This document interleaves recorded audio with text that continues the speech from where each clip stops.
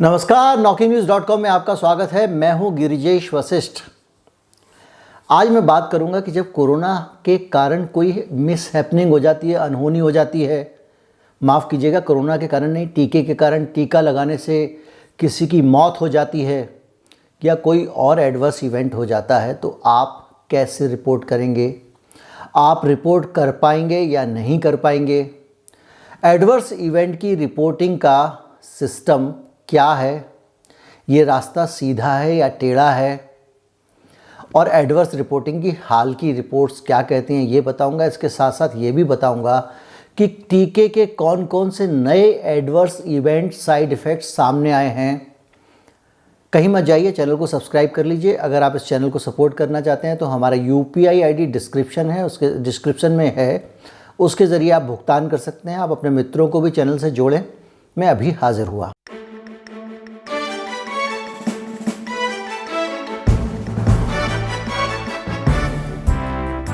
European union का जो drug watchdog है, जो वहाँ पे दवाओं पे निगरानी रखने वाली संस्था है, जैसे हमारे टेलीकॉम वॉचडॉग है TRAI, उसी तरह से अलग अलग संस्थाएं होती हैं, रेगुलेटर्स होते हैं। तो वहाँ जो दवाओं का रेगुलेटर है, जैसे हमारे यहाँ पे ड्रग कंट्रोलर जनरल है, उसने लोगों को वार्न किया है कि जनरल पब्लिक को कहा है कि आपकी रीढ़ की हड्डी में वैक्सीन लगवाने के बाद में सूजन आ सकती है।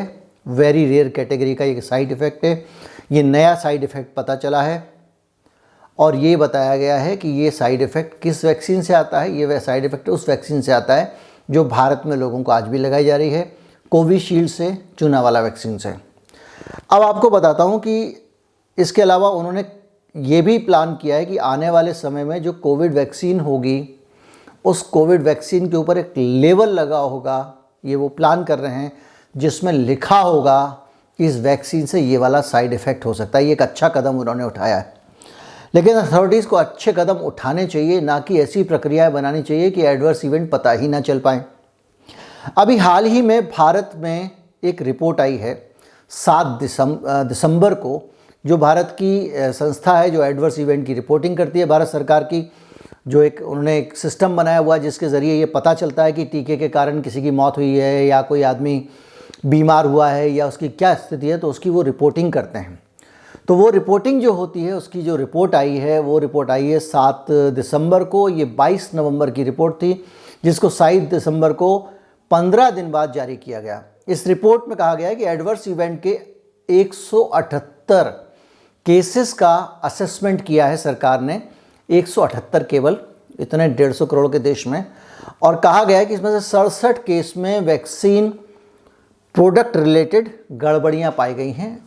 यानी ये जो कंप्लेंट थी, केवल 67 केसेस में वैक्सीन से रिलेटेड थी, वैक्सीन प्रोडक्ट से रिलेटेड। इसके मामले में इसके अलावा उनका कहना है, भारत सरकार का, अक्सर लोग जो है ना, मैं किसी को कोट करके भी कुछ बताता हूँ तो लोगों को लगता है मैं कुछ कह रहा हूँ, मैं बता रहा हूँ, मैं कह नहीं रहा हूँ।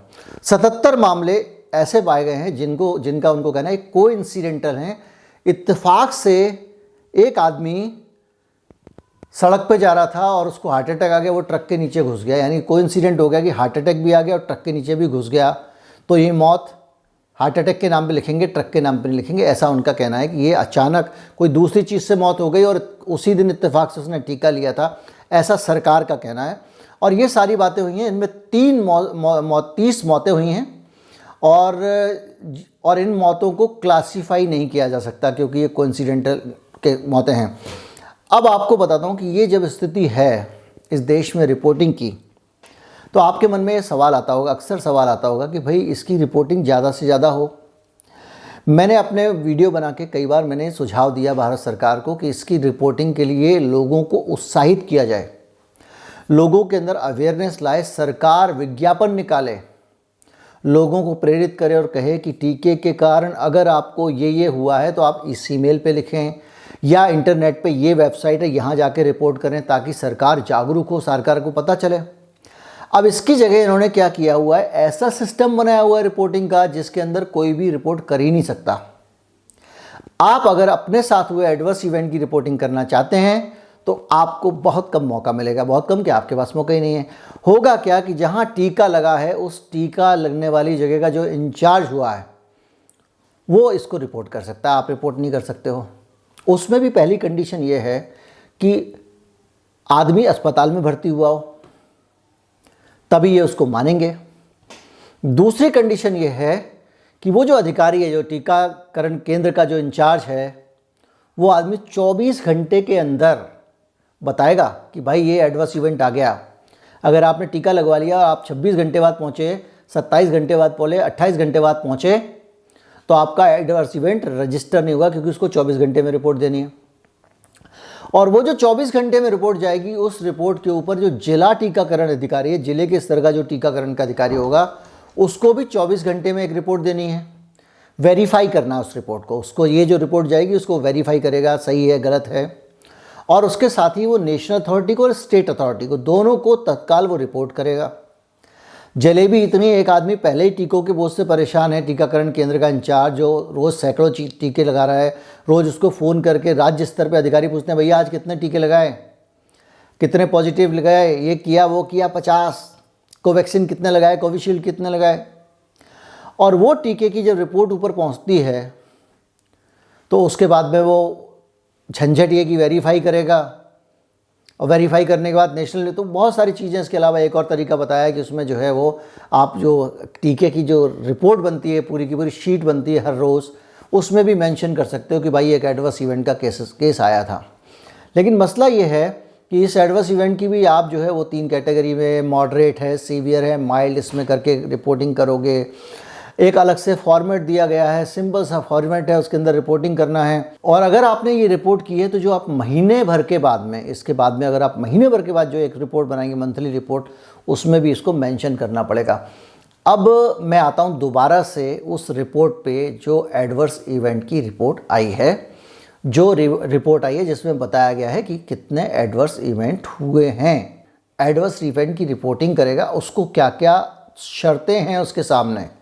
वो ऐसा नहीं कर सकता कि उठा के उसको लगा और उसने रिपोर्ट कर दिया। एक आदमी आया कि साहब मेरा बेटा जो है वो, उसका गड़बड़ हो गया मामला, तो आप वो रिपोर्ट कर देगा, नहीं। आदमी अस्पताल में भर्ती हुआ हो, उसके अंदर या तो कोई विकलांगता हो, और वो भी स्थायी और साफ दिखने वाली हो, और वो मामला या फिर क्लस्टर में हो, यानी 2 से ज़्यादा केसेस एक इलाके में हों। अब जब इतना टेढ़ा सिस्टम बना दिया है आपने एडवर्स इवेंट की रिपोर्टिंग में, कोई भी आदमी एडवर्स इवेंट की रिपोर्टिंग का अगर ऐसा सिस्टम बनाएगा तो भारतवर्ष में रहने वाली 90% से ज़्यादा आबादी कोई एडवर्स इवेंट रिपोर्ट कर ही नहीं सकती है। किसको जाके रिपोर्ट करेगा? गांव में रहने वाला आदमी है, गरीब है, मज़दूर है, किसान है, वो किसके पास जाएगा एडवर्स इवेंट के लिए? क्योंकि वो तो कुछ कर नहीं सकता। अभी मुंबई में बहुत सारे लोगों ने शिकायतें की हैं, लेकिन उनकी शिकायतों का कोई आधार नहीं है। वो शिकायतें कहीं टिकेंगी नहीं, क्योंकि उन शिकायतों को जब तक प्रॉपर फॉर्मेट में, जहाँ से टीका लगाया गया है, वो आदमी जिला टीकाकरण अधिकारी को 24 घंटे के अंदर न भेजे। तो कुल मिला के एक ऐसा सेटअप बन गया है जिस सेटअप के अंदर आप शिकायत कर ही नहीं सकते हैं।